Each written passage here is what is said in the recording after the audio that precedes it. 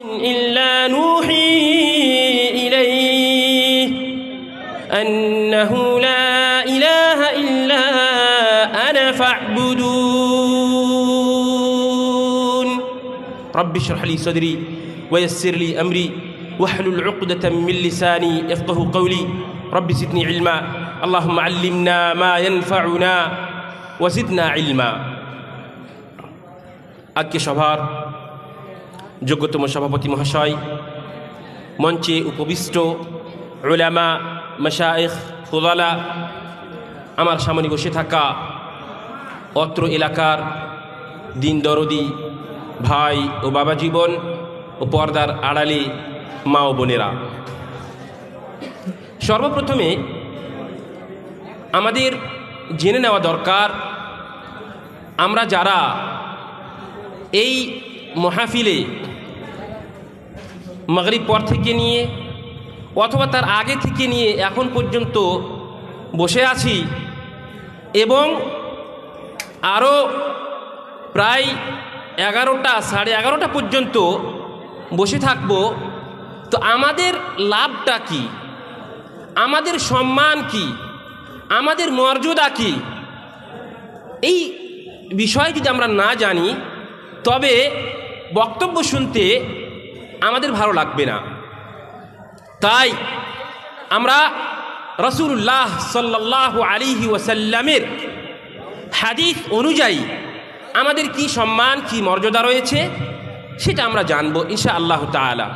তার পূর্বে আমি আপনাদেরকে বলে দিই, যে সমস্ত ভাইরা, যে সমস্ত বোনেরা, মায়েরা আমার বক্তব্য শুনছেন, যখনই আমি নবী সাল্লাল্লাহু আলাইহি ওয়াসাল্লাম এই শব্দটা বলবো, মুহাম্মাদুর রাসূলুল্লাহ সাল্লাল্লাহু আলাইহি ওয়াসাল্লাম বলবো, আমি বলি তাও, আমার পরবর্তীতে যিনি বক্তা আসবেন তিনি বলুক তাও, অথবা যে কোনো মাহফিলে এমনকি খুতবা চলাকালীন যদি ইমাম সাহেব, খতিব সাহেব মুহাম্মাদুর রাসূলুল্লাহ সাল্লাল্লাহু আলাইহি ওয়াসাল্লাম বলেন, তবে আমাদের কর্তব্য হচ্ছে, আমাদের দায়িত্ব হচ্ছে আমরা মনে মনে সাল্লাল্লাহু আলাইহি ওয়াসাল্লাম এই শব্দটা অবশ্যই বলবো। যে কোনো জায়গাতে আপনি নবী সাল্লাল্লাহু আলাইহি ওয়াসাল্লামের নাম শুনবেন বা উনার বর্ণনা শুনবেন, আপনি সঙ্গে সঙ্গে সাল্লাল্লাহু আলাইহি ওয়াসাল্লাম অথবা আল্লাহুম্মা সাল্লি আলা মুহাম্মদ, আল্লাহুম্মা বারিক আলা মুহাম্মদ এইভাবে দুরুদ পাঠ করবেন। এতে হবে কি, রাসূলুল্লাহ সাল্লাল্লাহু আলাইহি ওয়াসাল্লাম বলেছেন, মান সাল্লা আলাইয়া মাররাতান সাল্লাল্লাহু আলাইহি বিহা আশরা, কোনো ব্যক্তি যদি আমার উপরে একবার দুরুদ পাঠ করে, একবার সাল্লাল্লাহু আলাইহি ওয়াসাল্লাম বলে, তবে আল্লাহ রাব্বুল আলামিন তার উপরে 10 বার রহমত বর্ষণ করেন। সুবহানাল্লাহ! কত বড় সম্মান, কত বড় মর্যাদা আর কত নেকির কাজ যে সমস্ত ভাইয়েরা বোনেরা সাল্লাল্লাহু আলাইহি ওয়াসাল্লাম বলবে তাদের জন্য। এবার আসুন, আমরা বললাম যে যখনই আমি নবী সাল্লাল্লাহু আলাইহি ওয়াসাল্লাম বলবো, আপনারা আমার সাথে সাথে অবশ্যই মনে মনে সাল্লাল্লাহু আলাইহি ওয়াসাল্লাম বলবেন, অথবা আল্লাহুম্মা সাল্লি আলা মুহাম্মদ, আল্লাহুম্মা বারিক আলা মুহাম্মদ এই কথাটা বলবেন। এবার আসেন, আপনারা যারা এখানে বসে আছেন তাদের কি সম্মান রয়েছে, তাদের কি মর্যাদা রয়েছে, এটা জানা অত্যন্ত প্রয়োজনীয়। রাসূলুল্লাহ সাল্লাল্লাহু আলাইহি ওয়াসাল্লাম বলছেন, মান জালাসা কওমুন ফি বাইতিন মিন বুয়ুতিল্লাহ ইয়াতলুনা কিতাবাল্লাহ ওয়া ইয়াতাদারাসুনাহু ফিমা বাইনাহুম ইল্লা হাফাতহুমুল মালায়েকা ওয়া গাশিয়াতহুমুর রাহমাহ ওয়া নাযালাত আলাইহিমুস সাকিনাহ ওয়া যাকারাহুমুল্লাহু ফি মান ইনদাহু। সুবহানাল্লাহ! আপনাদের কত সম্মান, কত মর্যাদা! রাসূলুল্লাহ সাল্লাল্লাহু আলাইহি ওয়াসাল্লাম হাদিসের মধ্যে বলছেন, কোনো ব্যক্তি যদি, কোনো কওম যদি, কোনো জাতি যদি এইভাবে বসে আল্লাহর যিকর আযকার করে, আল্লাহর কথাবার্তা শুনে, আল্লাহর বাণী শুনে, আল্লাহর কোরআনের আলোচনা শুনে, তবে 4টা গুণ বলা হয়েছে হাদিসের মধ্যে, 4টা গুণ। কি কি? ইল্লা নাযালাত আলাইহিমুস সাকিনাহ, আল্লাহ রাব্বুল আলামিনের সুকুনাত, শান্তি আপনাদের উপরে বর্ষিত হবে, আল্লাহর শান্তি, আল্লাহর রহমত বর্ষিত হবে। আর কি হবে? ওয়া গাশিয়াতহুমুর রাহমাহ, আল্লাহ রাব্বুল আলামিনের রহমত আপনাদেরকে ছেয়ে যাবে। আল্লাহ রাব্বুল আলামিনের রহমত আপনাদের উপরে সেচ বর্ষণ হবে। আর হাফাতহুমুল মালাইকা, এবং ফেরেশতারা আপনাদের উপরে তাদের ডানাকে ছেয়ে রেখেছেন। ফেরেশতারা আপনাদের উপরে ডানা দিয়ে ছেয়ে রেখেছেন। আর এর থেকে বড় বৈশিষ্ট্য, এর থেকে বড় সম্মানের কথা, মর্যাদার কথা হচ্ছে কি, ওয়া যাকারাহুমুল্লাহু ফী মান ইনদাহু। সুবহানাল্লাহ। আল্লাহ রাব্বুল আলামিন আপনাদেরকে নিয়ে মালায়ে আলাতে ফেরেশতাদের সামনে আপনাদেরকে নিয়ে ফখর করছেন। অন্য হাদিসে এসেছে ইউবাহি বিকুমুল মালাইকা, আপনাদেরকে নিয়ে আল্লাহ রাব্বুল আলামিন ফেরেশতাদের সামনে ফখর করছেন যে দেখো এই জাতিকে তোমরা সৃষ্টি করতে মানা করছিলে, কিন্তু এরা এখন বসে আমার জিকির আজকার করছে, আমার আলোচনা শুনছে। কাজেই আল্লাহ রাব্বুল আলামিনের কাছে আপনাদের অত্যন্ত সম্মান, অত্যন্ত মর্যাদা, যেটা আপনারা কেউ কল্পনাও করতে পারবেন না। আল্লাহ রাব্বুল আলামিনের কাছে দোয়া করি, আল্লাহ রাব্বুল আলামিনের রাসূল সাল্লাল্লাহু আলাইহি সাল্লাম যেভাবে এই চারটি বৈশিষ্ট্য বলেছেন এই হাদিসের মধ্যে, আমরা যেন এই চারটি বৈশিষ্ট্যরই যেন আমরা যোগ্য হতে পারি এবং পেতে পারি, তার তৌফিক দান করেন, আমিন। এবার আসেন, আমরা অনেক আলোচনা শুনি, মাগরিব পর থেকে নিয়ে বা আসর পর থেকে নিয়ে আলোচনা চলছে, শুনতে আছি, আরও শুনবো। প্রতি সপ্তাহে খুতবা শুনছি, যেখানে সেখানে জালসা হচ্ছে শুনছি, কিন্তু আমাদের লাভ হচ্ছে না। শুনেন, আল্লাহ রাব্বুল আলামিন কোরআনে কারীমের মধ্যে বলেছেন, ولو أنهم فعلوا ما يوعظون به لكان خيرا لهم وأشد تثبيتا। আল্লাহ রাব্বুল আলামিনের যে সমস্ত আয়াত আপনাদেরকে পড়ে শোনানো হচ্ছে, আপনাদেরকে ওয়াজ করা হচ্ছে, নসিহত করা হচ্ছে, এর উপরে যদি আপনারা আমল করতেন তবে আপনাদের জন্য ভালো হতো। আর যারা আমল করবে না তাদের জন্য এটা ভালো হবে না। কাজেই এক কান দিয়ে শুনে আর এক কান দিয়ে বের করে দিলাম, তবে আমাদের কোনো লাভ হবে না। এবার আসেন, আমি একটা মূল আলোচনার ভিতরে আসি। তার মধ্যে সর্বপ্রথমে যেটা আপনাদেরকে বলবো সেটা হচ্ছে খুব গুরুত্বপূর্ণ আলোচনা, শুনবেন। দেখেন, আমরা নিজেকে আহলে হাদিস বলি, তাই তো? আমরা নিজেকে আহলে হাদিস বলি, এবং আহলে হাদিস শব্দটা এটা আমাদের জন্য অত্যন্ত গর্বের বিষয়। আহলে হাদিস শব্দটা অত্যন্ত গর্বের বিষয়, মনে রাখবেন। কিন্তু শুধুমাত্র যদি আপনি নিজেকে আহলে হাদিস বলেন, আর আহলে হাদিসের যে সমস্ত বৈশিষ্ট্য রয়েছে, যেগুলো গুণ রয়েছে, সেই গুণগুলো যদি আমাদের ভিতরে না পাওয়া যায়, তবে কিন্তু আমরা নামে শুধুমাত্র আহলে হাদিস হব, কিন্তু প্রকৃতভাবে আমরা আহলে হাদিস হতে পারবো না। কাজেই আহলে হাদিস শব্দটার অর্থ কি? আহলে হাদিস এর মানে কি? শুধুমাত্র কি হাদিসকে মানা, এটাই কি আহলে হাদিস? না। শুনেন, হাদিস যেমনভাবে রাসূলুল্লাহ সাল্লাল্লাহু আলাইহি ওয়াসাল্লামের হাদিসকে, কথাকে, কাজকে, তাকরীরকে হাদিস বলা হয়, তেমনইভাবে কোরআনে কারীমের একটা নাম হচ্ছে হাদিস। কোরআনে কারীমের একটা নাম হচ্ছে হাদিস। আমরা নিজেকে যখন আহলে হাদিস বলি, তার মানে হচ্ছে আমরা সকলেই কোরআন এবং হাদিসের অনুসারী। বুঝতে পারছেন কথাটা? আমরা যখন নিজেকে আহলে হাদিস বলি, এর মানে হচ্ছে আমরা সকলেই কোরআন এবং হাদিসের অনুসারী। কাজেই এই নামটা, এই গুণবাচক নামটা আমাদের জন্য অত্যন্ত গর্বের বিষয়। খবরদার, আহলে হাদিস হয়ে এমন কোনো কাজ করবেন না যার মাধ্যমে আহলে হাদিসের বদনামি হবে। আহলে হাদিসের উল্টা যদি আমরা বলি, আহলে হাদিসের উল্টা যদি আমরা বলতে যাই, তাহলে সেটা কিন্তু বাতিলের মধ্যে চলে যাবে। আমি কোনো গ্রুপের নাম দিয়ে অথবা কোনো জামাতের নাম দিয়ে আমি বলছি না। যে কেউ যার আমল কোরআন এবং হাদিসের মতে হবে, কোরআন এবং হাদিসের পরিপ্রেক্ষিতে হবে, সে হচ্ছে আহলে হাদিস। কাজেই আমরা হচ্ছি আহলে হাদিস, আলহামদুলিল্লাহ। এবার আসেন, আমরা একটা খুব গুরুত্বপূর্ণ বিষয়, সেটা হচ্ছে তাওহীদ। কিছুক্ষণ আগে সম্ভবত আমাদের যিনি জালসার সভাপতি আছেন, উনি তাওহীদ সম্পর্কে একটু বলছিলেন, হয়তো কোনো বক্তা বলে হবেন তাওহীদ সম্পর্কে। শুনেন, আহলে হাদিসের সব থেকে বড় বৈশিষ্ট্য হচ্ছে যে আমরা তাওহীদের অনুসারী, আমরা তাওহীদকে নিজের জীবনে বাস্তবায়ন করি।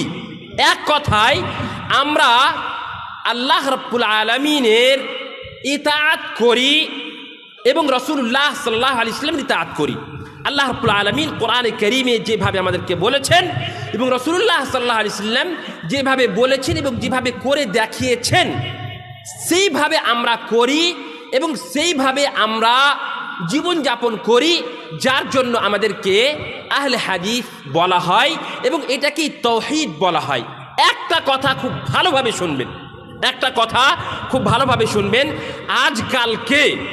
আজকালকে সোশ্যাল মিডিয়াতে, ফেসবুকে আপনারা একটা বাংলাতে হোক তাও আর আরবিতে হোক তাও একটা শব্দ শুনতে পাচ্ছেন, মানহাজে সালাফ। একটা শব্দ শুনছেন আপনারা, মানহাজে সালাফ। ভালো করে কান খুলে শুনেন, আপনারা সকলেই ভালোভাবে শুনে নেন। শুধুমাত্র আপনি যদি বলেন যে আমি কোরআন এবং হাদিসকে মানি নিজের মোতাবেক, নিজের যেভাবে বুঝি সেইভাবে, আপনি সঠিক পথকে অবলম্বন করেন না, আপনি সঠিক পথের উপরে নেই, আপনি আহলে হাদিস নন, এমনকি আপনি ইসলামের ভিতর থেকে বাইরেও হয়ে যেতে পারেন। কারণটা হচ্ছে, ভালো করে শুনেন, আল্লাহর রাসূল সাল্লাল্লাহু আলাইহি ওয়াসাল্লাম কি বলেছেন? তারাকতু ফীকুম আমরাইন লান তাযিল্লু মা তামাসসাকতুম বিহিমা কিতাবাল্লাহি ওয়া সুন্নতি। আল্লাহ রাসূল বলেছেন যে আমি তোমাদের মধ্যে দুটো জিনিস ছেড়ে যাচ্ছি, কোরআন এবং হাদিস। যতক্ষণ পর্যন্ত তোমরা এটাকে আঁকড়ে ধরে থাকবে ততক্ষণ পর্যন্ত পথভ্রষ্ট হবে না। এবার কোরআন এবং হাদিস যে আমরা মানবো, তো মানবো কিভাবে, বুঝবো কিভাবে? আমরা কি নিজের মতই বুঝবো? শুনেন, মালদা টাউনে, আমাদের এলাকাতে আলহামদুলিল্লাহ এখন পর্যন্ত এটা আসেনি, মালদা টাউনে কিছু ডাক্তার আছে, কিছু ইঞ্জিনিয়ার আছে, প্রফেসর আছে, বড় বড় শিক্ষিত ব্যক্তিরা আছে আমাদের মুসলমানদের মধ্যে। তারা বলছে আমরা শুধুমাত্র কোরআনকে মানি। কি বলছে? আমরা শুধুমাত্র কোরআনকে মানি, আমরা হাদিসকে মানি না। কোরআনকে মানে কিভাবে? আল্লাহ রাব্বুল আলামিনের ফেরেশতা বা ওহী কি তার উপরে এখন অবতীর্ণ হবে? এটা তো হবে না। কিন্তু বলছে যে আমরা কোরআনকে আল্লাহ সহজ করে দিয়েছেন, কাজে কোরআনকে আমরা নিজের মতে মানি। এই জন্য তারা হচ্ছে পথভ্রষ্ট। তাদের পরবর্তী স্টেজ হচ্ছে তারা ইসলাম থেকে বেরিয়ে যাবে। তারা নিজেকে আহলে কোরআন তো বলে না, মুসলমান বলছে, কিন্তু পরবর্তী স্টেজ হচ্ছে তারা ইসলাম থেকে বেরিয়ে যাবে। ভালো করে কান খুলে শুনুন, আপনি যদি শুধুমাত্র বলেন আমি কোরআন এবং হাদিসকে মানি, এটা যথেষ্ট হবে না। বলতে হবে কি? আল কিতাব ওয়াস সুন্নাহ আলা ফাহমি সালিহি সালাফি হাযিহিল উম্মাহ, আলা ফাহমি সালিহি সালাফি হাযিহিল উম্মাহ। এই কথাটা আপনাকে অ্যাড করতেই হবে। এক কথায় মানহাজে সালাফ, এই কথাটাকে আপনাকে অ্যাড করতে হবেই হবে। অন্যথা আপনি কোরআন এবং হাদিসকে নিজের মন মতো যদি বুঝতে চেষ্টা করেন তবে আপনি পথভ্রষ্ট হয়ে যাবেন। কাজেই মানহাজে সালাফ কারা? মানহাজে সালাফ হচ্ছেন সাহাবায়ে কেরাম। রাসূলুল্লাহ সাল্লাল্লাহু আলাইহি ওয়াসাল্লাম বলেছেন খায়রুল কুরুনি কারনি সুম্মা আল্লাযীনা ইয়ালুনাহুম সুম্মা আল্লাযীনা ইয়ালুনাহুম। সব থেকে স্বর্ণযুগ হচ্ছে আমার যুগ, তারপরে সাহাবায়ে কেরাম, তারপরে তাবেঈন, তারপরে একটা রিওয়ায়াতের মোতাবেক তবে তাবেঈন। ইনারা যেভাবে কোরআন এবং হাদিসকে বুঝেছেন, যেইভাবে ইনারা কোরআন এবং হাদিসকে নিজের জীবনে বাস্তবায়ন করেছেন, সেইভাবে আমাদেরকে নিজের জীবনে কোরআন এবং হাদিসকে বাস্তবায়ন করতে হবে। মানহাজে সালাফ অনুযায়ী আমাদেরকে জীবনযাপন করতে হবে, তবে আমরা পথভ্রষ্ট হব না। অন্যথা আমরা যদি শুধুমাত্র নিজে কোরআন এবং হাদিসকে বুঝতে চাই, তবে কিছু এখন উলামায়ে কেরাম নিজেকে বলছেন তারা বের হয়েছেন, তারা মানহাজে সালাফের বিরোধিতা করছেন। খবরদার, আপনারা তাদের কথায় তাল দিয়ে চলবেন না এবং মানহাজে সালাফকে মানতেই হবে।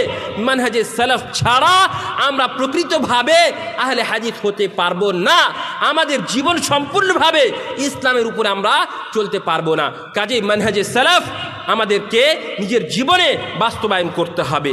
তাহলে আমরা বুঝতে পারলাম যে আহলে হাদিস এর অর্থ হচ্ছে কোরআন এবং হাদিসকে মানব। সালাফে সালেহিনেরা যেভাবে মেনেছিলেন সেইভাবে আমরা মানব। একটা আপনাদের উদাহরণ দিই। আমি কয়েকদিন আগে সৈয়দ আবুল আলা মওদুদি, আল্লাহ তাআলা ওনাকে ওনার উপরে রহমত বর্ষণ করুন, ওনার গুনাহকে ক্ষমা করুন। ওনার একটা তাফসীর পড়ছিলাম, একটা তাফসীরে একজন আমাকে দেখালে, আপনাকে মানহাজে সালাফ থেকে মানে কিভাবে মানুষ পথভ্রষ্ট হয় সেটা আপনাকে আমি বলছি। সেই তাফসীরে হযরতে মূসা আলাইহিস সালাতু ওয়াস সালামের সম্পর্কে উনি যখন পার হলেন, বনি ইসরাইলদেরকে নিয়ে সমুদ্র পার হলেন এবং পিছনে ফিরআউন আসলো এবং তার কওমেরা আসলো, আসার পরে আল্লাহ রাব্বুল আলামিন তাদেরকে ডুবিয়ে দিলেন, ফিরআউনকে এবং তার কওমকে আল্লাহ রাব্বুল আলামিন ডুবিয়ে দিলেন।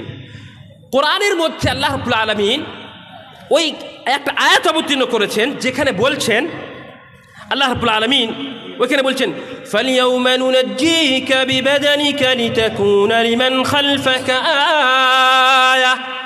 আল্লাহ কোরআনের মধ্যে বলছেন যে আমি তোমার শরীরটাকে বাঁচিয়ে রাখবো। আল্লাহ কোরআনের মধ্যে কি বলছেন? ফালইয়াউমা নুনাজ্জিকা বিবাদানিকা লিতাকুনা লিমান খালফাকা আয়া, যে আমি তোমার পরবর্তীতে যারা আছে তাদের জন্য, তাদের একটা নিদর্শন হিসাবে তাদেরকে দেখানোর জন্য আমি বাঁচিয়ে রাখবো। এর ব্যাখ্যা বিশ্লেষণ করতে গিয়ে সৈয়দ আবুল আলা মওদুদি তার তাফসীরের মধ্যে লিখছেন যে ফিরআউনের লাশ, মানে ফিরআউনের লাশটাকে আল্লাহ তাআলা বাঁচিয়ে রাখবেন। উল্লেখছে কি, উনি লিখছেন যে ফিরআউনের লাশ মিশরে একটা ঘরে একটা পিরামিড হিসাবে ওখানে রাখানো আছে এবং কোন মানুষ গেলে দেখতে পাবে। আপনারা সবাই শুনেছেন এই কথাটা, যে ফিরআউনের লাশ রাখা আছে এবং বলা আছে যে এটাই হচ্ছে ফিরআউন। এইভাবে তার তাফসীরের ভিতরে লিখেছেন, উনি লিখেছেন। কিন্তু সালাফে সালেহিনদের মধ্যে দেখেন কোরআনের একটা ব্যাখ্যা হচ্ছে এখানে, তো এই ব্যাখ্যাটা সালাফে সালেহিনদের মানহাজ থেকে দূরে সরলে কেমনভাবে হয়ে যায় এটা আমি আপনাদেরকে বুঝাতে চাইছি আমি। তো সালাফে সালেহিনদের মধ্যে কোনো মুফাসসির এই কথা বলেননি যে ফিরআউনের লাশ এই আপনার মিশরের জাদুঘরে বা ওইখানে মিউজিয়ামে রাখা আছে। এই কথা কোনো সালাফে সালেহিনদের মধ্যে, মুহাদ্দিসিনদের মধ্যে বা আমাদের যে সমস্ত সালাফগণ আছেন, মানে বিগত কিছুদিনের উলামায়ে কেরাম, এখনকার উলামায়ে কেরামেরা কেউ এই কথা বলেননি যে ফিরআউনের লাশ মিশরের মিউজিয়ামে রাখা আছে। কিন্তু সৈয়দ আবুল আলা মওদুদি রহমতুল্লাহ আলাইহি উনি বলছেন যে ফিরআউনের লাশ আপনার মিশরের মিউজিয়ামে রাখা আছে। তো এই যে এটা পথভ্রষ্ট কথা, এটা সম্পূর্ণভাবে ভুল ব্যাখ্যা বিশ্লেষণের, এতে কোনো সন্দেহ নেই। মানহাজে সালাফ থেকে দূরে সরে যাওয়ার কারণ হচ্ছে এটা, বুঝতে পারলেন? সৈয়দ আবুল আলা মওদুদি রহমতুল্লাহ আলাইহি উনি মানহাজে সালাফের উপরে ছিলেন না, যার জন্য ব্যাখ্যা বিশ্লেষণ করতে গিয়ে এইভাবে উনি ভুলভাল করেছেন। তাহলে আল্লাহ যে কোরআনের মধ্যে এই কথা বলেছেন, কেন বলেছেন এই কথা? তো বলা হয়েছে যে বনি ইসরাইলেরা মূসা আলাইহিস সালাতু ওয়াস সালামের উপরে একটু সন্দেহ করলে যে কে জানে ফিরআউন মরেছে কি মরেনি, হয়তো আবার সে চলে আসবে আর আমাদের উপরে অন্যায় করবে, তার জন্য মূসা আলাইহিস সালাতু ওয়াস সালামের কওমকে, বনি ইসরাইলকে দেখানোর জন্য আল্লাহ রাব্বুল আলামিন লাশটাকে মাটিতে করে দিয়েছিলেন। এই হচ্ছে এর ব্যাখ্যা এবং বিশ্লেষণ। কাজেই মানহাজে সালাফ যদি আমরা মানহাজে সালাফকে অবলম্বন না করি তবে আমরা কোরআন এবং হাদিসের ব্যাখ্যা বিশ্লেষণ অত্যন্ত ভুলভাল করব। কাজেই খবরদার মানহাজে সালাফ এর উপরে আমাদেরকে চলতে হবে। এবার আসুন, আমাকে যে বিষয়টি দেওয়া হয়েছে সেটা হচ্ছে পর্দা সম্পর্কে আলোচনা। পর্দা আমাদের আদর্শ সমাজ গঠন করার জন্য, আমাদেরকে একটা সুষ্ঠু সমাজ গঠন করার জন্য সব থেকে বেশি গুরুত্বপূর্ণ বিষয় হচ্ছে আমাদের জীবনে পর্দা করা। আমাদের সমাজ পদতলিত কেন? আমাদের বাড়ি ঘরে শান্তি নেই কেন? আমাদের সমাজ আদর্শ সমাজ হচ্ছে না কেন? তার অন্যতম একটা কারণ, সেটা হচ্ছে আমাদের সমাজ পর্দা থেকে খালি হয়ে গিয়েছে। আমাদের সমাজে পর্দা নেই, যার জন্য আমাদের প্রত্যেকটা ফ্যামিলিতে দুর্যোগ দেখতে পাচ্ছেন। প্রত্যেকটা ফ্যামিলিতে আসেন, আমি কোরআন থেকে কিছু আয়াত আপনাদেরকে শোনাই এবং তার ব্যাখ্যা আপনাদেরকে করি। সর্বপ্রথমে যুবকীদের সংখ্যা এখানে আমি বেশি দেখতে পাচ্ছি। একটা কথা আমি আপনাদেরকে জিজ্ঞেস করি, যুবকেরা আপনারা বলুন তো, আপনি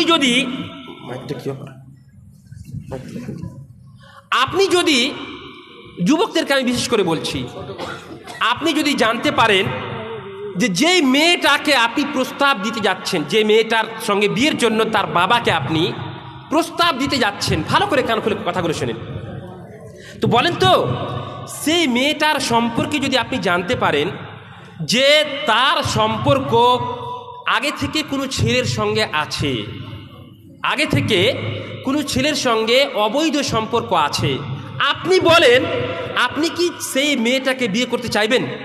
আপনারা নিজেকে নিজের দিলে হাত বেঁধে বলেন, হাত রেখে বলেন, চাইবেন? কোনো মতেই চাইবেন না।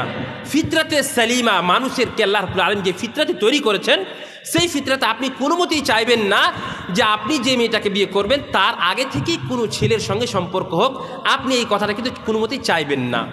তেমনইভাবে যেই মেয়েটার বাবার কাছে আপনি প্রস্তাব নিয়ে গেছেন বিয়ের জন্য, সেই মেয়েটা যদি জানতে পারে যে এই ছেলেটার সম্পর্ক আগে থেকে কোনো মেয়ের সঙ্গে আছে, বলেন তো সেই মেয়েটা কি বিয়ে করতে রাজি হবে?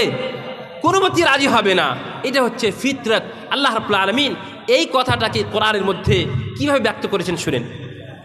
আল্লাহ বলছেন, আল খাবিসাতু লিল খাবিসিন ওয়াল খাবিসুনা লিল খাবিসাত ওয়াত তাইয়িবাতু লিত তাইয়িবিন ওয়াত তাইয়িবুনা লিত তাইয়িবাত উলাইকা মুবাররাউনা মিম্মা ইয়াকুলুন। আল্লাহ রাব্বুল আলামিন কোরআনে কারীমের মধ্যে বলে দিয়েছেন, যারা অপবিত্র মেয়ে আছে তাদের জন্য অপবিত্র ছেলে আছে। ভালো করে শুনেন, আল খাবিসাতু লিল খাবিসিন, যারা অপবিত্র মেয়ে তাদের জন্য অপবিত্র ছেলে আছে, আর অপবিত্র ছেলের জন্য অপবিত্র মেয়ে আছে। এর বিপরীত আল্লাহ কোরআনের মধ্যে বলছেন, ওয়াত-তাইয়িবাতু লিত-তাইয়িবিন ওয়াত-তাইয়িবুনা লিত-তাইয়িবাত, যারা পবিত্র পুরুষ আছে তাদের জন্য পবিত্র নারী আছে, এবং পবিত্র নারীর জন্য পবিত্র পুরুষ আছে। কাজেই আপনি নিজে ভালো হবেন না আর মনে করবেন আপনার সঙ্গে যে মেয়েটার বিয়ে হবে সেই মেয়েটা ভালো হোক, সেই মেয়েটার ব্যবহার ভালো হোক, এটা সম্ভব হবে না। কিন্তু শুনেন, আল্লাহ কোরআনের মধ্যে বলছেন, লা তাকনাতু মির রাহমাতিল্লাহ ইন্নাল্লাহা ইয়াগফিরুদ যুনুবা জামিআ। এখন আপনি এই কথা শোনার পরে, আল্লাহর এই বাণী শোনার পরে আপনি মনে মনে ভাবছেন যে হায় আফসোস, আমি কি করলাম, আমি কি করলাম, আমি তো নিজের জীবনে ভুল করে রেখেছি, কাজে আমি কি ভালো মেয়ে পাবো না? এবং কোনো মেয়ে হয়তো মনে করছে যে হায় আমি কি করলাম, আল্লাহর কথা এইভাবে আল্লাহ বলে দিয়েছেন, আমি তো ভুল করে ফেলেছি, কোনো ছেলের সঙ্গে আমার সম্পর্ক হয়ে গেছে, আমি কি ভালো ছেলে পাবো না? তো শুনেন, আল্লাহ রাব্বুল আলামিন কোরআনের মধ্যে বলছেন, আল্লাহর রহমত থেকে মাইশ হয়ে যেন না। আল্লাহ রাব্বুল আলামিন সমস্ত গুনাহকে ক্ষমা করেন, এবং রাসূলুল্লাহ সাল্লাল্লাহু আলাইহি ওয়াসাল্লাম বলেছেন, আত-তাইবু মিনায-যামব কামা লা যামবা লাহ। কোনো মানুষ যদি গুনাহ থেকে তওবা করে নেয়, তবে সেই লোকটা গুনাহ করার আগে যেমনভাবে ছিল তেমনইভাবে সে বেগুনাহ হয়ে যায়। কাজেই আপনি যদি আপনার মাধ্যমে যদি ভুল হয়ে থাকে, তবে আপনি তওবা করেন, ইস্তিগফার করেন, আল্লাহ রাব্বুল আলামিন আপনার গুনাহকে মোচন করবেন এবং আপনার জন্য একটা ভালো মেয়েকে চয়ন করবেন। এটা আল্লাহর কথা। এবার আসেন, আমি পর্দা সম্পর্কে কথার পূর্বেই এরপরে যে আয়াতটা আমি পড়লাম আপনাদের সামনে, এরপরে কিছু আয়াত আছে যে আয়াতের মধ্যে আল্লাহ তাআলা অত্যন্ত গুরুত্বপূর্ণ কথা আমাদেরকে বলেছেন। ভাই, বাবা, জীবন, মা ও বোনেরা, শুনেন, আমাদের সমাজ ইসলামিক সমাজ আমরা বলে থাকি, কিন্তু আমরা ইসলামকে আমাদের সমাজে বাস্তবায়ন করি না।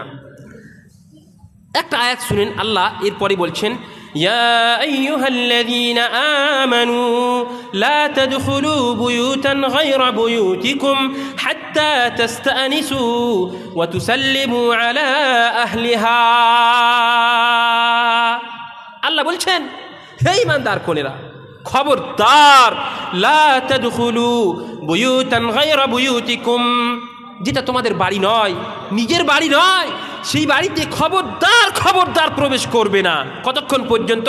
হাত্তা তাস্তানিসু ওয়া তুসাল্লিমু আলা আহলিহা, যতক্ষণ পর্যন্ত সেই বাড়িওয়ালার কাছে অনুমতি না নিয়েছেন এবং সালাম পেশ না করেছেন, ততক্ষণ পর্যন্ত সেই বাড়িতে আপনি প্রবেশ করবেন না।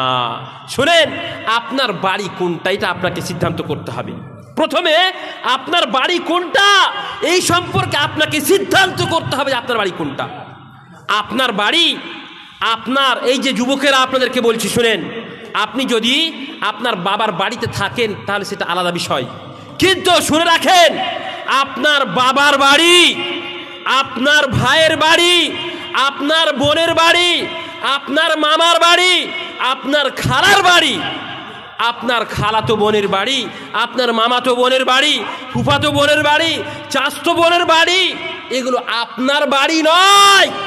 ভালো করে শুনেন, এই বাড়িগুলো আপনার বাড়ি নয়। আপনার বাড়ি শুধু সেটাই যেই বাড়িতে আপনি আপনার স্ত্রীকে নিয়ে থাকবেন, সেটা হচ্ছে আপনার বাড়ি। বুঝতে পারছেন কথা? যেই বাড়িতে আপনি আপনার স্ত্রীকে নিয়ে থাকবেন সেটা হচ্ছে আপনার বাড়ি, এবং অন্যান্য যতগুলো বাড়ি আছে এই বাড়িগুলো অপরের বাড়ি, আপনার ভাইয়ের বাড়ি। আপনি বলতে পারবেন না যে এটা আমার বাড়ি।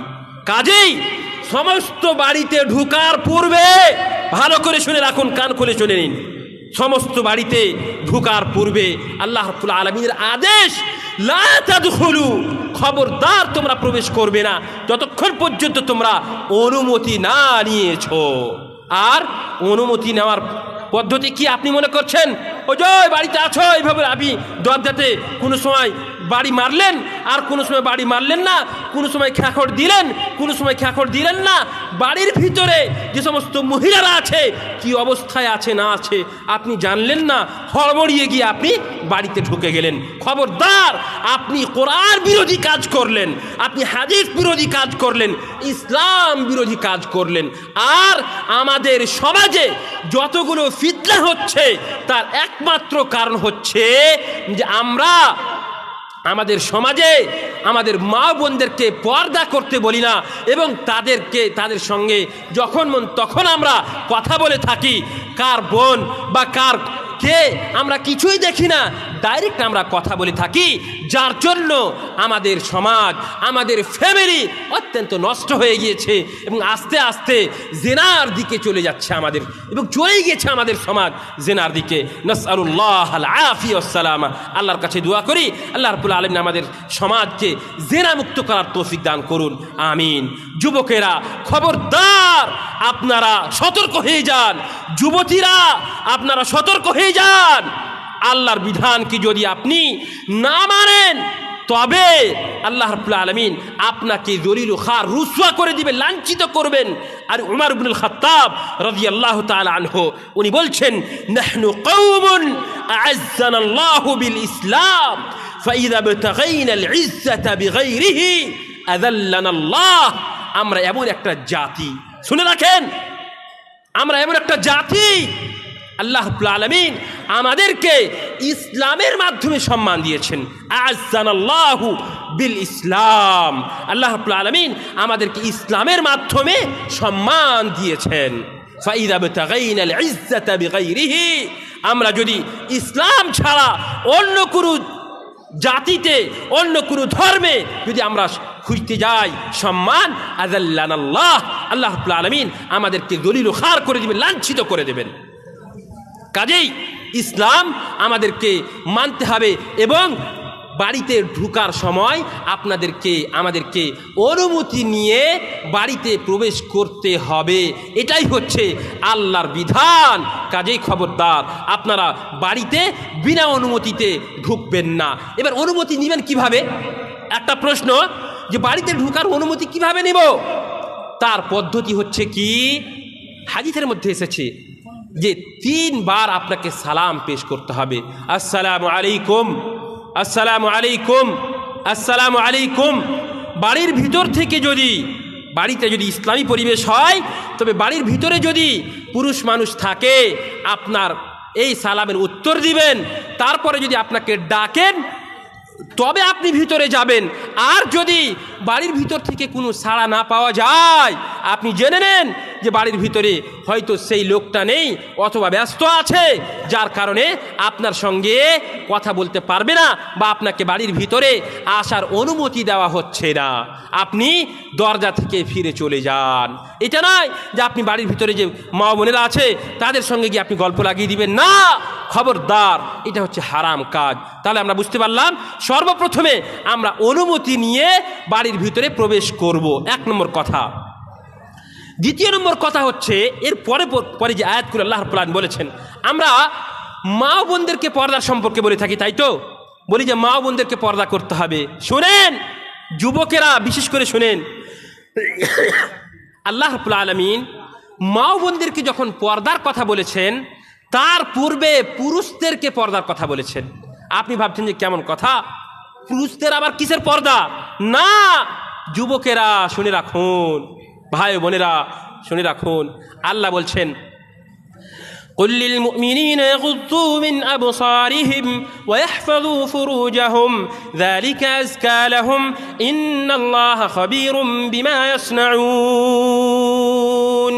তারপরে আল্লাহ বলছেন وقل للمؤمنات يغضضن من أبصارهن ويحفظن فروجهن ولا يبدين زينتهن إلا ما ظهر منها وليضربن بخمرهن على جيوبهن ولا يبدين زينتهن إلا لبعولتهن। লম্বা আয়াত এখানে আছে। তো মহিলাদেরকে পর্দার পূর্বে আল্লাহ রাব্বুল আলামিন পুরুষদেরকে পর্দার কথা বললেন। পুরুষদের পর্দার মানে কি? قل للمؤمنين يغضوا من أبصارهم ويحفظوا فروجهم। হে নবী, তুমি মুমিনদেরকে বলে দাও, কি বলে দাও? يغضوا من أبصارهم, তারা যেন নিজের দৃষ্টিকে নিচে রাখে, তারা যেন নিজের দৃষ্টিকে নিচে রাখে। ويحفظوا فروجهم, এবং তারা যেন নিজের লজ্জা স্থানের হেফাজত করে। তাহলে বোঝা গেল পুরুষদের পর্দার অর্থ হচ্ছে যে তারা নিজের দৃষ্টিকে, নিজের চক্ষুকে নিচে রাখবে এবং নিজের লজ্জা স্থানের হেফাজত করবে। এটা হচ্ছে পুরুষদের পর্দা। একটা মেয়ে যদি বেপর্দা হয়ে যায়, রাস্তাঘাটে চলাফেরা করে, এর মানে এটা নয় যে আপনি বারবার করে তার দিকে তাকিয়ে দেখবেন। খবরদার, এই কাজ করা যাবে না। তারপরে তখন আল্লাহ রাব্বুল আলামিন মা বোনদেরকে পর্দার কথা বললেন যে মা বোন, হে নবী, তুমি মুমিনাতদেরকে বলে দাও তারা যেন পর্দা করে, মুমিনাতদেরকে বলে দাও তারা যেন পর্দা করে, এবং মাত্র 6 প্রকার মানুষের সামনে পর্দা করতে হবে না। মা বোনেরা মাত্র 6 প্রকার মানুষের সামনে পর্দা করবে না। তার মধ্যে একটা হচ্ছে ইল্লা লিবুলাতিহিন, তাদের স্বামী আছে, তাদের পিতা আছে, স্বামীদের সামনে পর্দা নয়, পিতার সামনে পর্দা নয়, শ্বশুরের সামনে পর্দা নয়, তেমনিভাবে ভাইয়ের সামনে পর্দা নয়, আর নিজের ছেলের সামনে পর্দা নয়। এই কয়েকজন ছাড়া যতগুলো মানুষ আছে, খালাতো ভাই, ফুফাতো ভাই, মামাতো ভাই, চাচাতো ভাই, আর নিজের সেই আপনার যে দেওর হোক, তাও সমস্ত মানুষের সামনে আপনাকে পর্দা করতে হবে। এটা হচ্ছে আল্লাহর আদেশ, আল্লাহর বিধান। দেখেন পর্দার গুরুত্ব কত বেশি। আল্লাহ রাব্বুল আলামিন কোরআনে কারীমের মধ্যে উম্মাহাতুল মুমিনিন মানে নবী সাল্লাল্লাহু আলাইহি ওয়াসাল্লামের স্ত্রীরা আমাদের জন্য কি মা? তো মানে যেমনভাবে আমরা আমাদের মায়ের সঙ্গে বিয়ে করতে পাবো না, জায়েজ নয়, হারাম, তেমনিভাবে রাসূলুল্লাহ সাল্লাল্লাহু আলাইহি ওয়াসাল্লামের স্ত্রীগণ আমাদের জন্য, সাহাবায়ে কিরামদের জন্য হারাম। তারা হচ্ছে সকলেরই মা, উম্মাহাতুল মুমিনিন বলা হয়েছে, তারা হচ্ছে মা। কাজেই সাহাবায়ে কেরাম যাদের সম্পর্কে আমরা কুধারণা করতে পারবো না, আল্লাহ রাব্বুল আলামিন তাদের সেই সময়ে মুমিনিন উম্মাহাতুল মুমিনিনদেরকে বলছেন, কি বলছেন? ইয়া নিসাআন নবী লাস্তুন্না কাআহাদিন মিনান নিসা ইন ইত্তাকাইতুন্না ফালা তাখযা'না বিল কওল ফায়াতমা'a আল্লাযী ফী কলবিহি মারাদ ওয়া কুলনা কওলান মা'রুফা ওয়া কারনা ফী বুয়ুতিকুন ওয়া লা তাবাররাজনা তাবাররুজাল জাহিলিয়াতিল উলা ওয়া আকিমনাস সালাহ ওয়া আতিনাস যাকাহ ওয়া আতি'না আল্লাহ ওয়া রাসূলাহ। দেখেন আল্লাহ রাব্বুল আলামিন উম্মাহাতুল মুমিনিনদেরকে ডাইরেক্ট বলছেন, কি বলছেন? ইয়া নিসা আন-নবী, হে নবী সাল্লাল্লাহু আলাইহি ওয়াসাল্লামের স্ত্রীরা, লাস্তুন্না কাআহাদিম মিনান নিসা। দেখেন আল্লাহ রাব্বুল আলামিন উম্মাহাতুল মুমিনিনদেরকে বলছেন যে তোমরা অন্যান্য মা বোনদের মতো নাও। ইনিত্তাকাইতুন্না ফালা তাখযানা বিল কওল, আল্লাহর ভয় যদি তোমাদের ভিতরে থাকে তাহলে খবরদার ফালা তাখযানা বিল কওল। মা বোনেরা শুনে রাখুন, নবী সাল্লাল্লাহু আলাইহি ওয়াসাল্লামের স্ত্রীদেরকে বলা হচ্ছে যে তোমরা খবরদার পরপুরুষের সঙ্গে যখন কথা বলবে তখন এমনভাবে কথা বলবে না যে তোমার সামনে যে লোকটা আছে তার দিল হয়তো, তার ঈমান হয়তো দুর্বল হতে পারে, কাজে তোমার সম্পর্কে হয়তো কুধারণা করতে পারে। উম্মাহাতুল মুমিনিনদের সম্পর্কে আল্লাহ রাব্বুল আলামিন এইভাবে বলছেন। তারপরে তাহলে আজকালকের মা বোনদের সম্পর্কে কি বলা হবে বলেন? তারা যদি কোনো ছেলের সঙ্গে বা কোনো বড় মানুষের সঙ্গে তারা যদি নরম করে কথাবার্তা বলে তাহলে অবশ্যই আজকালকের মানুষের ঈমান অত্যন্ত দুর্বল, কাজে তারা মা বোনদের সম্পর্কে অবশ্যই কুমন্তব্য কুধারণা করতে পারে। এই জন্য খবরদার আপনাদেরকে মা বোনদেরকে পর্দা করতে হবে। আল্লাহ রাব্বুল আলামিন কোরআনে কারীমের মধ্যে বলছেন, يا أيها النبي قل لأزواجك وبناتك ونساء المؤمنين يدنين عليهن من جلابيبهن ذلك أدنى أن يعرفن فلا يؤذين। হে নবী, তুমি মুমিনদের স্ত্রীগণদেরকে বলে দাও, তোমার মেয়েদেরকে বলে দাও, তোমার স্ত্রীগণদেরকে বলে দাও, সবাই যেন এমনভাবে পর্দা করে যে মুনাফিকিনেরা কোনো মানুষ যেন চিনতে না পারে যে কার স্ত্রী যাচ্ছে বা কার বোন যাচ্ছে, এইভাবে যেন চিনতে না পারে। এইভাবে পর্দা করার কথা আল্লাহ রাব্বুল আলামিন কোরআনে কারীমের মধ্যে বলেছেন। একটা ঘটনা বলে ইনশাআল্লাহ তাআলা আর একটা হাদিস বলে আমার কথা শেষ করব ইনশাআল্লাহ তাআলা বিইذنিল্লাহ আযজা ওয়া জাল। আল্লাহ রাব্বুল আলামিন, আপনারা মুসা আলাইহিস সালাতু ওয়াস সালামের ঘটনা শুনেছেন।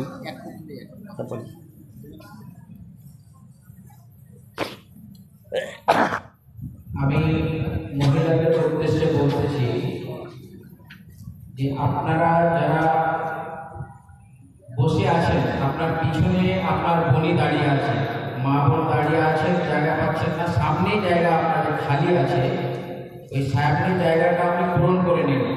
পিছনে আপনার বোন যে দাঁড়িয়ে আছেন তিনি যেন বসতে পারেন, জন্য মা বোনদেরকে বিশেষ অনুরোধ করছি, মহিলাদের বিশেষ অনুরোধ করছি যে আপনি আপনার সামনের জায়গাটা পূর্ণ করুন। পিছনে আপনার বোন যে দাঁড়িয়ে আছেন তাকে বসার ব্যবস্থা করে দেন।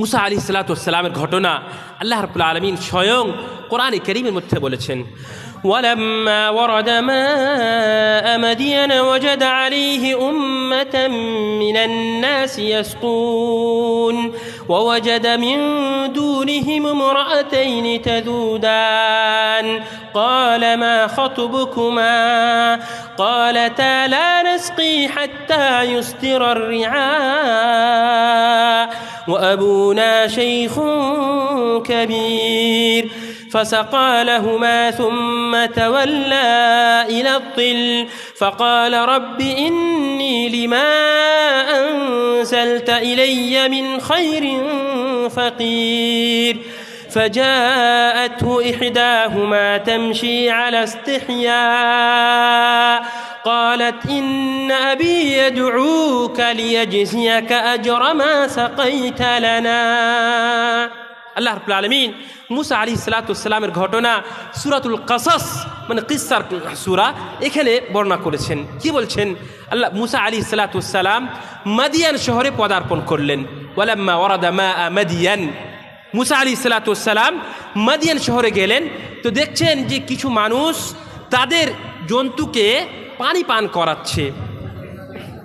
আর ওয়াজাদা মিন দুনিহিম ইমরাআতাইনি তাদুদান, এবং দুজন মহিলাকে মুসা আলাইহিস সালাতু ওয়াস সালাম দেখছেন যে তানকাতিআনি আনিল মা, মানে পানি থেকে দূরে সরে আছে, পানির কাছে নেই। ক্বালা মা খাতবুকুমা, মুসা আলাইহিস সালাতু ওয়াস সালাম ওই দুটো মহিলার কাছে গেলেন আর গিয়ে বললেন যে কি ব্যাপার, মা খাতুবুকুমা, কি ব্যাপার, তোমরা এখানে কেন দাঁড়িয়ে আছো? দেখেন মা বোনদের বৈশিষ্ট্য কেমন হওয়া দরকার, তাদের চরিত্র কেমন হওয়া দরকার, এখানে একটা বিশাল বড় শিক্ষা আছে। কি বলছেন? قالتا لا نسقي حتى يصدر الرعاء, বলছে আমরা হচ্ছি মহিলা, আমাদের জন্য শোভনীয় নয় যে আমরা পুরুষদের কাছে গিয়ে আমরা ঝগড়া লাগাবো অথবা সেখানে ভিড় করব, এটা আমাদের জন্য শোভনীয় নয়। কি বলছেন? আমরা হচ্ছি মহিলা, আমাদের জন্য শোভনীয় নয় যে আমরা পুরুষদের কাছে গিয়ে ওইখানে ভিড় করবে, এটা শোভনীয় নয়। লা নাসকি হাত্তা ইউসতিরার রিআ, আর বললে কি যতক্ষণ পর্যন্ত ওই লোকগুলো পানি পান করিয়ে নিজের জানোয়ারকে পানি পান করিয়ে শেষ না হয়েছে ততক্ষণ পর্যন্ত আমরা পানি পান করাতে পারবো না। আর কি বললে? যে শাইখুন কবির, ইন্না আবি আবানা শাইখুন কবির। আর সেই মহিলাটা কারণ বললে যে আমরা বাড়ি থেকে আমাদের জানোয়ারকে পানি পান করাতে কেন এসেছি, এমনি আসেনি, শখ করে আসেনি। কারণটা হচ্ছে যে আমাদের পিতা উনি হচ্ছেন একজন বৃদ্ধ মানুষ, উনি নিজে সশরীরে আসতে পারবেন না, তার জন্য আমরা এসেছি। এ থেকে কি বোঝা গেল? আপনি আপনার মেয়েকে বেপর্দা করে মালদা পাঠিয়ে দিলেন, মাগুরা পাঠিয়ে দিলেন, গাজল পাঠিয়ে দিলেন না। আপনি যদি সুস্বাস্থ্যে থাকেন আপনার জন্য জায়েজ নয় যে আপনি আপনার মেয়েকে বেপর্দা করে কোনো জায়গাতে বাইরে পাঠিয়ে দিবেন, এটা আপনার জন্য জায়েজ নয়। এবং মেয়েদের ক্ষেত্রে এখানে কি বোঝা গেল? যে পুরুষ মানুষ যেখানে থাকবে সেখানে গিয়ে ভিড় লাগাবে না, এটাই হচ্ছে ফিতরাত। কাজে আপনাকে আপনার মা বোনদেরকে এই শিক্ষা দিতে হবে। তারপরে فسقى لهما ثم تولى إلى الظل فقال رب إني لما أنزلت إلي من خير فقير। মুসা আলাইহিস সালাতু ওয়াস সালাম অত্যন্ত সুস্থ সবল মানুষ ছিলেন, উনি ওখানে গেলেন আর গিয়ে পানি বের করে তাদের জানোয়ারকে পানি পান করিয়ে দিলেন। এই দুটা মেয়ে সময়ের পূর্বেই বাড়ি পৌঁছে গেল, দুজন মেয়ে সময়ের পূর্বেই বাড়ি পৌঁছে গেল। তার পিতা জিজ্ঞেস করলে কি ব্যাপার, তোমরা তাড়াতাড়ি বাড়ি চলে আসলে কেন, কিভাবে? তো ঘটনা শোনালে যে একজন যুবক ছেলে সে আমাদেরকে পানি পান করিয়ে দিয়েছে, তার জন্য আমরা তাড়াতাড়ি বাড়ি চলে আসতে পেরেছি। ফাসাকা লাহুমা সুম্মা তাওয়াল্লা ইলা যিল ফাকালা রাব্বি ইন্নী লিমা আনসালতা ইলাইয়া মিন খাইরিন ফাকির ফাজাআতহু ইহদাহুমা তামশি আলা ইস্তিহয়া قالت إن أبي يدعوك ليجزيك أجر ما سقيت لنا। তারপরে তার পিতা বললেন যে যাও ওই ছেলেকে ডেকে নিয়ে এসো, যে যুবক তোমাদেরকে পানি পান করিয়ে দিয়েছে তোমাদের জানোয়ারকে, তাকে ডেকে নিয়ে এসো। দেখেন মা বোনদের বৈশিষ্ট্য দেখেন, তাদের পর্দা কিভাবে করতে হবে এই আয়াতের মধ্যে আল্লাহ তাআলা একদম স্পষ্টভাবে বলে দিয়েছেন। ফাজাতু ইহদাহুমা তামশি আলা ইস্তিহয়া এই মুগাত্তিয়াতুল ওয়াজহ। ইবনে কাসির রাহমাতুল্লাহ আলাইহি এবং ইমাম তাবারি রাহমাতুল্লাহ আলাইহি সকল মুফাসসিরিন একমত যে আলা ইস্তিহয়া এর মানে হচ্ছে মুগাত্তিয়াতুল ওয়াজহে, মানে এই যে মেয়েটা এসেছিল মুসা আলাইহিস সালাতু ওয়াস সালামকে ডাকতে, তো কিভাবে এসেছিল? তো তার চেহারা পর্যন্ত, মানে তার শরীর তো ঢাকা ছিলই ছিল, তার সাথে সাথে তার চেহারা পর্যন্ত ঢাকা ছিল। আজকালকে আপনারা মনে করছেন যে চেহারাটা পর্দা নয়, আল মারআতু আওরাতুন, হাদিসের কথা যে মহিলাদের মাথার চাঁদি থেকে নিয়ে পায়ের তলা পর্যন্ত সম্পূর্ণই হচ্ছে পর্দা। মাথার চাঁদি থেকে নিয়ে আপনার পায়ের তলা পর্যন্ত সম্পূর্ণই হচ্ছে পর্দা, কাজেই সম্পূর্ণভাবে পর্দা করতে হবে। এখানে কি বললেন যে সেই মেয়েটা যে এসেছিল তা কিভাবে মুগাত্তিয়াতুল ওয়াজহ, চেহারা ঢেকে এসেছিল। তারপরে তাফসীরের ভিতরে পাওয়া যায় যে মুসা আলাইহিস সালাতু ওয়াস সালাম যখন তার বাড়ি গেলেন তো যাওয়ার সময় সেই মহিলাকে কি বললেন, মহিলাটা সামনে যাচ্ছিল, মহিলাটা সামনে হাঁটছিল, তো মুসা আলাইহিস সালাতু ওয়াস সালাম বললেন যে মেয়ে তুমি আমার পিছনে হয়ে যাও। কেন? দেখেন এটা, দেখেন কত সুন্দর শিক্ষা দিচ্ছেন আল্লাহ মুসা আলাইহিস সালাম এখানে আল্লাহ রাব্বুল আলামিনের শিক্ষা এটা, মা বোনদেরকে শিখতে হবে, আমাদের যুবকদেরকে আমাদের পুরুষদেরকে শিখাতে হবে বাড়িতে এইভাবে পর্দা। শুনেন কি বলছেন, মেয়েটা যখন সামনে যাচ্ছিল মুসা আলাইহিস সালাম বললেন যে তুমি আমার পিছনে হয়ে যাও, ওয়াদুল্লিনি আলাত তারিক, তুমি আমার পিছনে হয়ে যাও আর রাস্তা কোন দিক দিয়ে যেতে হবে ডানে বামে আমাকে বলে দাও, আমি সেভাবে যাব। কেন? কারণটা হচ্ছে মা বোনদের যে সৌন্দর্য আছে, তাদের শরীরের যে গঠন আছে, সেই গঠনের কারণে মানুষের ঈমান দুর্বল হতে পারে, মানুষের দিলের ভিতরে হয়তো কুধারণা আসতে পারে। তার জন্য তার জন্য মুসা আলাইহিস সালাম বললেন যে তুমি পিছনে হয়ে যাও যেন আমার ঈমান নষ্ট না হয়ে যায়। এইভাবে মা বোনদেরকে পর্দার কথা বলা হয়েছে। আর একটা কথা শুনেন, হাদিসের মধ্যে মা বোনদের জান্নাত চাওয়ার কথা বা পদ্ধতি আল্লাহ রাব্বুল আলামিন আল্লাহ রাসূল সাল্লাল্লাহু আলাইহি ওয়াসাল্লাম খুব স্পষ্টভাবে বলে দিয়েছেন এবং খুব সরল সহজভাবে বলে দিয়েছেন। রাসূলুল্লাহ সাল্লাল্লাহু আলাইহি ওয়াসাল্লাম মা বোনদের সম্পর্কে বলে দিয়েছেন একদম যে ইযা সাল্লাতিল মারআতু খামসাহা ওয়া সামাত শাহরাহা ওয়া হাফিযাত ফারজাহা ওয়া আতাআত যাওজাহা قيل لها ادخل الجنة من أي أبواب الجنة الثمانية شيء سبحان الله। মহিলারা শুধুমাত্র যদি 5 ওয়াক্তের নামাজ প্রতিষ্ঠা করে, ইযা সাল্লাতিল মারআতু খামসাহা ওয়া সামাত শাহরাহা, এবং রমজান মাসের রোজা রাখে, ওয়া হাফিযাত ফারজাহা, তৃতীয় গুণ হচ্ছে কি যে তার নিজের লজ্জাস্থানের হেফাজত করে, আর চতুর্থ বৈশিষ্ট্য হচ্ছে ওয়া আতাআত বা'লাহা, মানে তার স্বামীর আনুগত্য করে। এই 4টা গুণ যদি কোনো মহিলার ভিতরে থাকে তাহলে তাকে কিয়ামতের দিন বলা হবে যে জান্নাতের যে 8টা দরজা আছে, যেই দরজা দিয়ে ইচ্ছা সেই দরজা দিয়ে তুমি প্রবেশ করো। সুবহানাল্লাহ। মহিলাদের জান্নাত যাওয়ার জন্য কত সুন্দর এবং সুযোগ বা কত সহজ উপায় রাসূলুল্লাহ সাল্লাল্লাহু আলাইহি সাল্লাম হাদিসের মধ্যে বলে দিয়েছেন। তারপরে আরো শুনেন, আল্লাহ রাব্বুল আলামিন আমাদেরকে দায়িত্ব দিয়েছেন, দায়িত্ব ছিল আমাদের যে আমরা আলা কুল্লুকুম রাইন, এই যে এতগুলো কথা বললাম, এই কথাগুলো কে বাস্তবায়ন করবে, এই কথাগুলোর উপর আমল কে করবে? আপনারা যারা পুরুষেরা এখানে আছেন, আপনারা যদি নিজের পরিবারে যদি এই পর্দাকে এখন থেকেই চালু না করেন তবে কিভাবে আমরা একটা আদর্শ সমাজ গঠন করতে পারবো?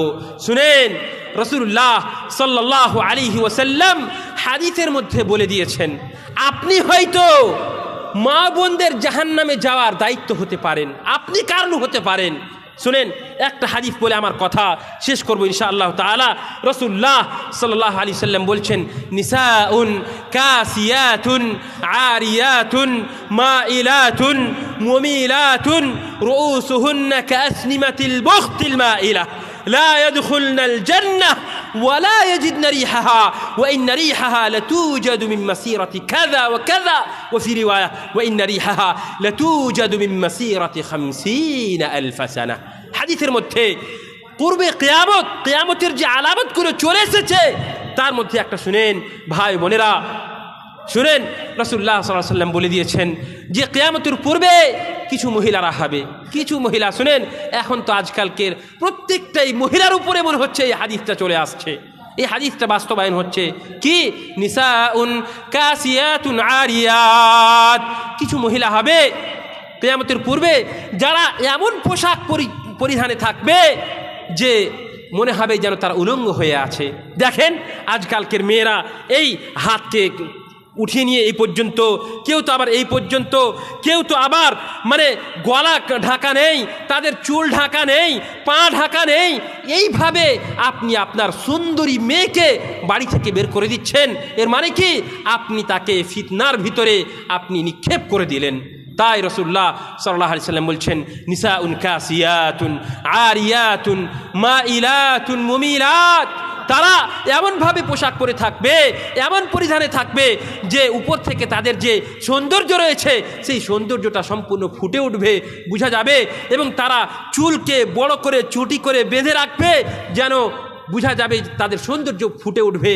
আর মা ইলাতুন মুমিলাত এমনভাবে চলাফেরা করবে যে তার রুষ্ট হিদায়াত থেকে, হক থেকে, সৎ থেকে দূরে সরে থাকবে এবং রাস্তাতে চলার সময় এমনভাবে চলবে যে মানুষকে নিজের দিকে আকর্ষিত করবে, মানুষকে নিজের দিকে আকর্ষিত করবে।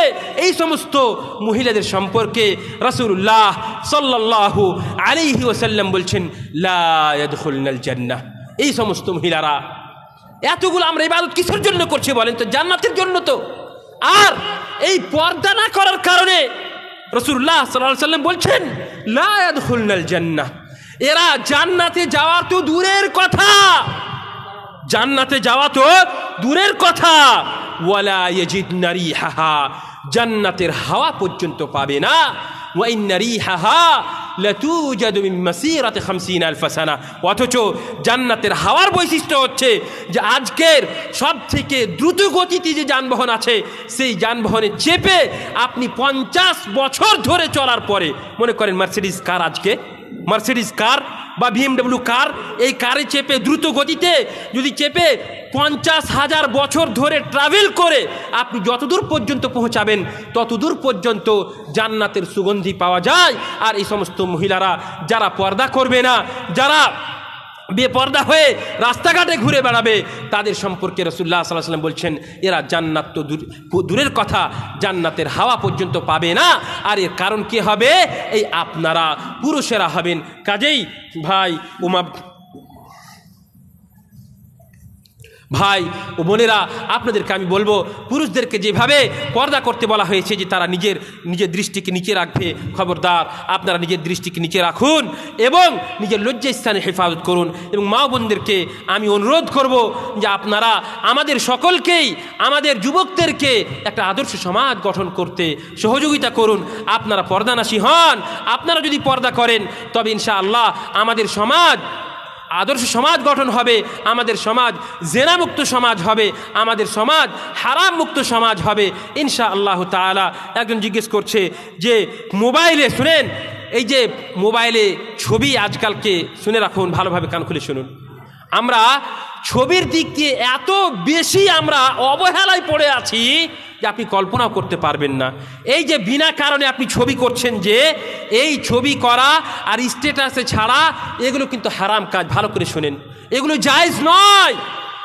উলামায়ে কিরামদের ফতোয়া রয়েছে, যে সমস্ত হাদিসে বলা হয়েছে লাআনাল্লাহুল মুসাউবিরিন, কিয়ামতের দিন বলা হবে যে এই যে ইনফাখু মা খালাকতুম, এই হাদিসের মধ্যে যে এসেছে যে মুসাউবির যারা ফটো করছে, এমনি ক্যামেরা করছে ছবি তুলে ছাড়ানোর জন্য, শুধুমাত্র লোককে দেখানোর জন্য বিনা কারণে ছবি করছে, তাদের সম্পর্কে আল্লাহ রাব্বুল আলামিনের রহমত তাদের থেকে তারা বঞ্চিত থাকবে, আল্লাহর লানত তাদের উপরে বর্ষিত হবে। কাজে খবরদার, মোবাইলে বিনা কারণে আপনারা ছবি করবেন না, সে পুরুষ হোক তাও আর মেয়ে হোক তাও, সকলের জন্য বিনা কারণে ছবি করা এটা হচ্ছে হারাম। বিনা কারণে ছবি তোলা, পরিষ্কার এই মানুষকে দেখানোর জন্য স্ট্যাটাসে দেওয়া, এগুলো হচ্ছে হারাম, ভালো করে শুনেন। আর এই আল্লাহর রহমত থেকে আপনি বঞ্চিত থাকবেন। কাজে খবরদার, এই ছবিটাকে আপনারা খুব হালকা গুনার মধ্যে নেবেন না, বড় বড় গুনাহ, কাবিরা গুনার মধ্যে এটা আছে। কাবিরা গুনাহ বলা হয় যেই গুনার সম্পর্কে আল্লাহ রাব্বুল আলামিন অথবা রাসূলুল্লাহ সাল্লাল্লাহু আলাইহি ওয়াসাল্লাম বলেছেন যে এই কাজ যদি কেউ করে তাহলে তার উপরে আল্লাহর লানত হবে, আল্লাহর গজব হবে, অথবা সেই লোকটা জাহান্নামে যাবে। এই রকম কথা যে সমস্ত হাদিসের মধ্যে এসেছে, যেই সমস্ত কাজের সম্পর্কে এসেছে, সেই কাজগুলো হচ্ছে কাবিরা গুনাহ। আর তওবা ছাড়া কাবিরা গুনাহ আল্লাহ রাব্বুল আলামিন ক্ষমা করবেন না। এবং লাআনাল্লাহুল মুসাউবিরিন, আল্লাহ রাসূল সাল্লাল্লাহু আলাইহি ওয়াসাল্লাম বলেছেন। কাজে খবরদার, আপনারা এই ছবিটাকে সহজে আপনারা নেবেন না। আল্লাহ রাব্বুল আলামিনের কাছে দোয়া করি। সময় মিলে শেষ নাকি? সেখানে সময় শেষ নাকি? হ্যাঁ, শেষ হয়ে গেছে, দেখেন তো আমি আপনাদেরকে অনুরোধ করব যে আপনারা এদিকে অবহেলা করবেন না। দ্বিতীয় একটা কথা শুনেন, আল্লাহ রাব্বুল আলামিন মা বোনদেরকে এই যে আচ্ছা ঠিক আছে শুনেন, পর্দা সম্পর্কে আমি কথাবার্তা বলছিলাম। পর্দা সম্পর্কে একটা জিনিস হচ্ছে কি, আজকালকে আমাদের সমাজ কাফেরদের, অমুসলিমদের সমাজ যে যা কিছু দেখছে সেটাকে এখানে বাস্তবায়ন করার চেষ্টা করছে। আমি একটা উমর ইবনুল খাত্তাব রাদিয়াল্লাহু তাআলা আনহুর একটা কথাকে আপনাদের সামনে কোট করেছি। সেটা কি ছিল? যে নাহনু কওমুন আ'আজ্জানাল্লাহু বিল ইসলাম ফাইযা ইবতাগাইনা আল ইজ্জাতা বিগাইরিহি আযাল্লানা আল্লাহ। শুনেন, আপনারা আজকালকে অমুসলিমদের বিয়ে শাদিতে যাচ্ছেন, ভালো করে শুনেন, আর তাদের কৃষ্টি কালচারকে আপনারা দেখছেন যে কিভাবে তারা বউকে বসাচ্ছে, কিভাবে তারা সুন্দর করে সোফা লাগাচ্ছে, আর সেখানে ওই মেয়েটা বসছে আর তার সাথে ওই ছেলেটা বসছে, আর শত শত পুরুষ, শত শত মহিলারা সবাই আসছে আর তাকে হাদিয়া গিফট করছে আর তাকে দেখছে, তার সঙ্গে ছবি করছে। এইগুলো আপনারা অমুসলিমদের কাছে দেখছেন। আর তারপরে করছেন কি, আপনাদের এলাকাতে সমাজে যখন বিয়ে হচ্ছে তখন সেইভাবেই, ভালো করে শুনেন, এই যে মা বোনদের ফিতনা যে হচ্ছে, ফিতনাটা এক জায়গা থেকে হচ্ছে না, ফিতনার অনেকগুলো কারণ। তার মধ্যে একটা আপনাদেরকে কোরআনের আয়াতের মাধ্যমে বুঝালাম যে বিনা অনুমতিতে বাড়িতে ঢুকে যাওয়া, আরও একটা বললাম যে বেপর্দা করে বাইরে বের করে দেওয়া। তারপরে বিয়ে শাদিতে আপনার মেয়ে যখন যাচ্ছে বিয়েতে অংশগ্রহণ করার জন্য, বা আপনার বাড়িতে যখন বিয়ে হচ্ছে, সেখানে আপনি আপনার মেয়েকে আর আপনার জামাইকে ওই অমুসলিমদের মতো বসিয়ে দিচ্ছেন, আর মনে হচ্ছে যে সরকারি স্ত্রী, ওটা সরকারি স্ত্রীর মতো আপনারা সরকারি বইয়ের মতো তাকে বসিয়ে দিচ্ছেন। আর নির্লজ্জতার শেষ আপনারা পৌঁছে যাচ্ছেন যে আপনারা করছেন কি, অনেকেই হয়তো করেন না, কিন্তু যারা করছেন তাদেরকে আমি কথা বলছি, খবরদার, আপনারা এইভাবে মেয়েদেরকে যে বউ নিয়ে আসছেন, সেই বউকে বাড়িতে বসিয়ে এই যে শালিরা আর মেয়েরা আর খালারা এই অনেক রকমভাবে গ্লাস রাখছে আর মিষ্টি রাখছে আর কত কি না যে করছে, আল্লাহ ভালো জানে। পরীক্ষা নিচ্ছে, জুতা ছুপাচ্ছে, চপ্পল ছুপাচ্ছে আর মিষ্টি খাওয়াচ্ছে আর কত কী রকম করছে। আর এখানে মেয়েরা বেপর্দা হয়ে যাচ্ছে, যেখানে যুবকেরা থাকছে সেখানে দেখছে, আর দেখার পরে সেখান থেকেই এই হারাম সম্পর্ক, অবৈধ সম্পর্ক আরম্ভ হচ্ছে। কাজে খবরদার, এইভাবে আপনাদের সমাজে, আমাদের সমাজে যখন বিয়ে হবে, তো বিয়েতে হাদিসের মধ্যে এসেছে যে সব থেকে বরকতময় বিয়ে সেটা যেটা হচ্ছে আইসারুহুন্না মুউনাতান, যে বিয়েতে সব থেকে কম খরচ হবে সেই বিয়েটা সব থেকে বেশি বরকতময় হবে। আর আপনি হারাম কাজে বেশি বেশি করে আপনি খরচ করছেন, আর মেয়েকে যখন মোহর দেওয়ার কথা আসছে তখন আপনি ওই বাকিতে মোহর আপনি করছেন। এটা কোথায় পেলেন আপনি? মোহরটা এটা ছিল ওয়াজিব, আপনার উপরে ছিল, এটা আপনি বাকি করলেন। আর এই ডেকোরেশন আর খাওয়া দাওয়া আর এই হারাম কাজে আপনি অন্যায়ভাবে, অবৈধভাবে টাকা পয়সাকে আপনি খরচ করলেন। আর যেটা ওয়াজিব ছিল মেয়েটাকে মোহর দেওয়া, সেই মোহরটা আপনি সঠিকভাবে আদায় করলেন না। আর এই হারাম পদ্ধতিতে আপনি এই বউকে বসিয়ে দিলেন, হারাম পদ্ধতিতে মেয়েরা আসছে, সবাই দেখছে, এই কাজ আপনারা শুরু করেছেন। খবরদার, খবরদার, এই কাজ আপনারা করবেন না। বিয়ে শাদীকে সহজ করুন। আরও একটা জিনিস, আমাদের সমাজে মেয়েদের যে ফিতনা হচ্ছে, এমনকি দুঃখের বিষয়, আপনাদের কাছে খবর আছে কি? আমাদের এই আপনার বোম্বের সাইডে, মহারাষ্ট্রে খবর, এখনকার খবর আপনাকে বলছি আমি, মহারাষ্ট্রে প্রতিদিন পত্রিকাতে খবর বের হচ্ছে যে মুসলিম মহিলা অমুসলিম মহিলার সঙ্গে বিয়ে করার জন্য কোর্টে আর্জি দায়ের করেছে। ভাবতে পেরেছেন? মুসলিম মহিলা অমুসলিম ছেলের সঙ্গে বিয়ের জন্য কোর্টে মামলা দায়ের করেছে। এটা কেন হচ্ছে? কারণটা হচ্ছে আপনি আপনার মেয়েকে ইসলামী শিক্ষা দেননি, তাকে পর্দার ভিতরে রাখেননি, তার জন্য এই ফিতনাগুলো হচ্ছে। আমাদের সমাজ থেকে, আমাদের মালদা টাউন থেকে অনেকগুলো মেয়ে আমাদের গ্রাম থেকে পর্যন্ত আমি খবর পেয়েছি আমাদের গ্রাম আনন্দীপুর গ্রাম, সেখানকার মেয়েরাও অমুসলিম ছেলের সঙ্গে পালিয়ে চলে যাচ্ছে। কেন যাচ্ছে? তার কারণ হচ্ছে, শুনে রাখুন, বাবা যারা আছেন বিশেষ করে তাদেরকে আমি বলছি, বাবা আপনার দায়িত্ব ছিল, আপনি আপনার মেয়ে সাবালিকা হয়ে গিয়েছে, আপনি তার বিয়ে দিয়ে দিবেন, সেটা আপনার দায়িত্ব ছিল। কিন্তু আপনার বাড়িতে আপনি আপনার মেয়েকে পড়ালেন, বিএ পাস করালেন, তারপরে এমএ পাস করালেন, আর তারপরে আপনি মনে করছেন যে যতক্ষণ পর্যন্ত একটা ভালো ছেলে, একটা মাস্টার, একটা ডাক্তার, একটা ইঞ্জিনিয়ার যতক্ষণ পর্যন্ত না আসবে ততক্ষণ পর্যন্ত আপনি আপনার মেয়ের বিয়ে দেবেন না। শুনে রাখুন, রাসূলুল্লাহ সাল্লাল্লাহু আলাইহি ওয়াসাল্লাম বলে দিয়েছেন, ইযা খাতাবা ইলাইকুম মান তারদাউনা দীনাহু ওয়া খুলুকাহু ফাযাওবিজুহু ফাইন লাম তাফআলুহু তাকুন ফিতনাতুন ফিল আরদি ওয়া ফাসাদুন আরিদ। শুধুমাত্র দুটা গুণ আপনাকে ছেলের ভিতরে দেখতে হবে। একটা হচ্ছে সেই ছেলেটা দিনদার কি দিনদার নয়, নামাজ পড়ে কি পড়ে না, আর দ্বিতীয় হচ্ছে যে তার চরিত্র, তার ব্যবহার ভালো কি ভালো নয়, তার লজ্জাস্থানের হেফাজত করে রেখেছে রাখেনি। এই দুটো জিনিস যদি আপনি দুটো জিনিস থেকে যদি সন্তুষ্ট হয়ে থাকেন, তবে এই ছেলের সঙ্গে আপনার বিয়ে দিয়ে দিন। গরিবও যদি হয়, আল্লাহ বলছেন যে ইন কুনতুম ফুকারা ইউগনিহিমুল্লাহু মিন ফাদলি, ইন ইয়াকুনু ফুকারা ইউগনিহিমুল্লাহু মিন ফাদলি, তারা যদি দরিদ্র হয়, গরিব হয়, আল্লাহ রাব্বুল আলামিন বিয়ের পরে তাকে ধনী করে দেবেন। কাজে খবরদার, আপনারা বিয়েটাকে সহজ করুন। আল্লাহ রাব্বুল আলামিনের কাছে দোয়া করি, আল্লাহ রাব্বুল আলামিন যেন আমাদের সকলকেই নিজের জীবনে তাওহীদকে বাস্তবায়ন করার তৌফিক দান করেন, আমিন। এবং আমাদের সমাজকে ইসলামী সমাজ গঠন করার, পরিবারকে ইসলামিক পরিবার গঠন করার তৌফিক দান করেন।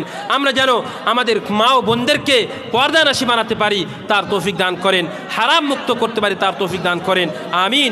ওয়া আখিরু দাওয়ানা আলহামদুলিল্লাহি রাব্বিল আলামিন ওয়া সাল্লাল্লাহু আলা নবিয়িনা মুহাম্মদ ওয়াসসালামু আলাইকুম ওয়া রাহমাতুল্লাহি ওয়া